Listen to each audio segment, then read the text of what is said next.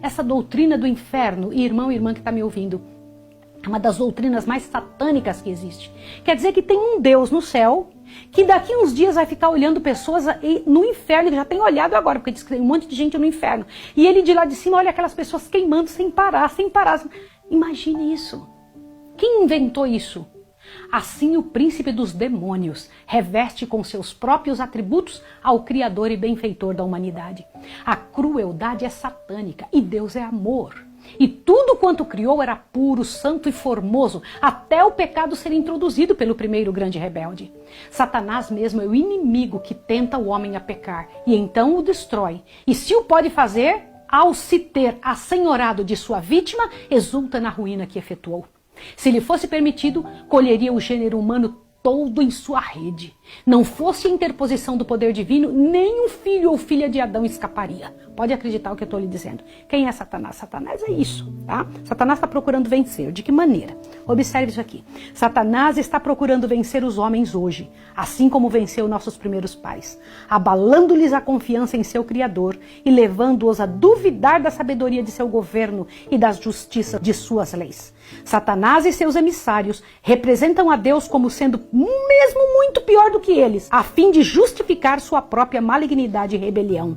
O grande enganador esforça-se por transferir sua própria horrível crueldade de caráter para nosso Pai Celestial, a fim de fazer-se parecer como alguém grandemente lesado pela sua expulsão do céu, visto não haver desejado sujeitar-se a um governador tão injusto.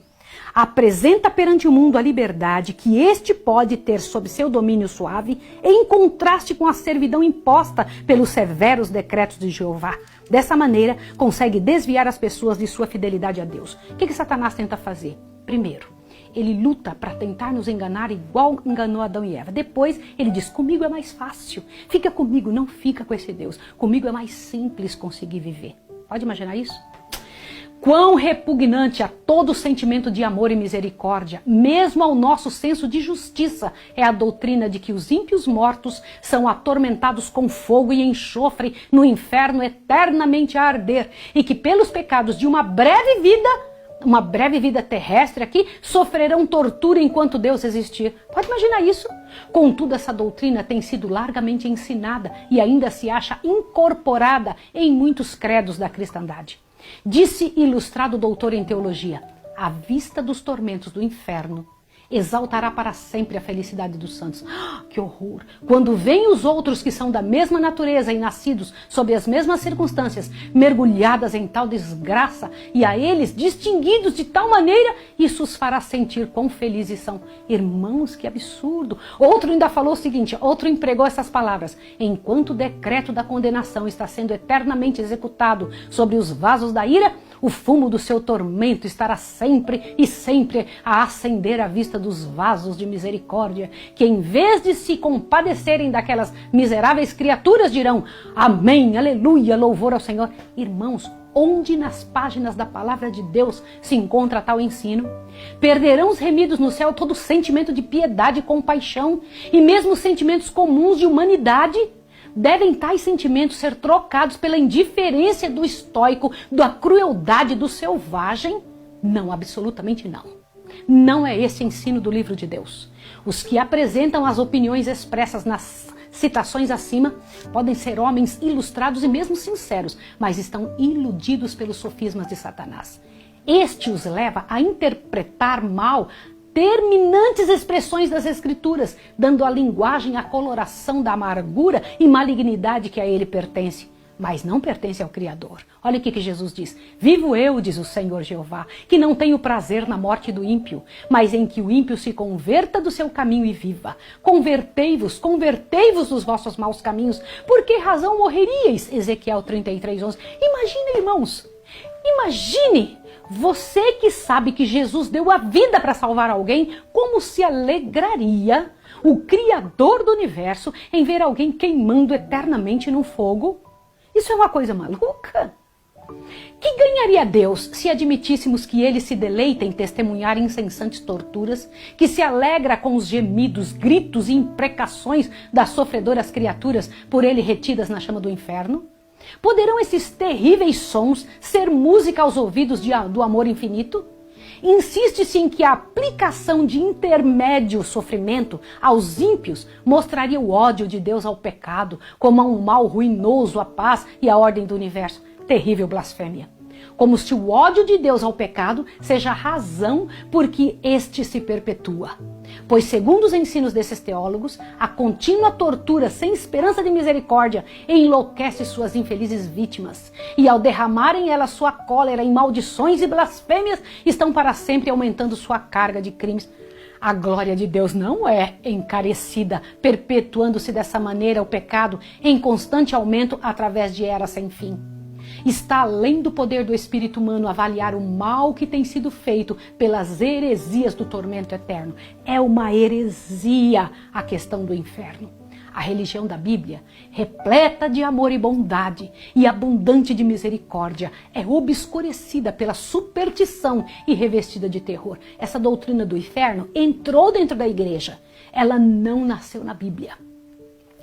Ao considerarmos em que cores falsas Satanás esboçou o caráter de Deus, surpreendemos-nos de que nosso misericordioso Criador seja receado, temido e mesmo odiado. Olha, com esse assunto de inferno, é óbvio que um monte de gente acaba temendo o nosso Deus ao invés de amá-lo. As opiniões aterrorizadoras acerca de Deus, que pelos ensinos dos púlpitos são espalhadas pelo mundo, tem feito milhares e mesmo milhões de céticos e incrédulos. Eu preciso te contar uma coisa. Eu estive na Holanda, tentando dar estudo bíblico ali, dei alguns estudos bíblicos na Holanda, e eu me lembro que algumas pessoas para quem nós demos estudos bíblicos lá, porque é um país ateu, ao me ouvirem com muita educação, disseram o seguinte: irmã Maísa, como que eu vou crer num Deus que é tão mau? E eu fui perguntar por que eles achavam que Deus era mau. E a razão deles foi que a igreja tinha matado muita gente durante a época da Inquisição, durante a época da Idade Média, e que existia um inferno. Eles diziam: como pode? Eu não posso crer num Deus assim. Você entende que estas loucuras ou estas misérias dentro da igreja faz as pessoas desacreditarem do nosso Deus? A teoria do tormento eterno é uma das falsas doutrinas que constitui o vinho das abominações de Babilônia, do qual ela faz todas as nações beberem. Apocalipse 14, 8 e 17, 2. Que ministros de Cristo hajam aceito essa heresia e tenham proclamado do púlpito sagrado é na verdade um mistério. Eles a receberam de Roma, assim como receberam o falso sábado. É verdade que tem sido ensinado por homens eminentes e piedosos, mas a luz sobre tal assunto não lhes chegou como a nós. Eram responsáveis apenas pela luz que resplandecia em seu tempo. Nós o somos pela que brilha agora nessa época. Hoje nós temos uma luz maior. Se nos desviamos dos testemunhos da palavra de Deus, aceitando falsas doutrinas, porque nossos pais as ensinaram, caímos sob a condenação pronunciada sobre a Babilônia. Estamos a beber do vinho de suas abominações. Numerosa classe para a qual a doutrina do inferno eterno é revoltante é levada ao erro oposto. Presta atenção qual. Veem que as escrituras representam a Deus como um ser de amor e compaixão e não podem crer que ele destine suas criaturas aos fogos de um inferno eternamente a arder. Crendo, porém, ser a alma de natureza imortal, não percebem outra alternativa senão concluir que toda a humanidade se salvará por fim. Como assim? Muitos consideram as ameaças da Bíblia como sendo meramente destinadas a amedrontar os homens para a obediência e não para se cumprirem literalmente. Assim o pecador pode viver em prazeres egoístas, desatendendo aos preceitos de Deus e, não obstante, esperar ser, no final, recebido em seu favor. Essa doutrina, admitindo a misericórdia de Deus, mas passando por alto a sua justiça, agrada ao coração carnal e torna audazes os ímpios em sua iniquidade. A fim de mostrar como os crentes na salvação universal torcem as Escrituras, para sustentarem seus dogmas destruidores de almas, basta citar suas próprias declarações. Nos funerais de um jovem irreligioso que tivera morte instantânea em um desastre, um ministro universalista escolheu como texto a declaração das Escrituras relativa a Davi. Olha o que dizia lá. Já se tinha consolado acerca de Amon, que era morto, segundo Samuel 13:39. Sou frequentemente interrogado, disse o orador, sobre qual será a sorte dos que deixam o mundo em pecado que morrem. Talvez em estado de embriaguez, morrem sem ter lavado das manchas escarlates do crime as suas vestes, ou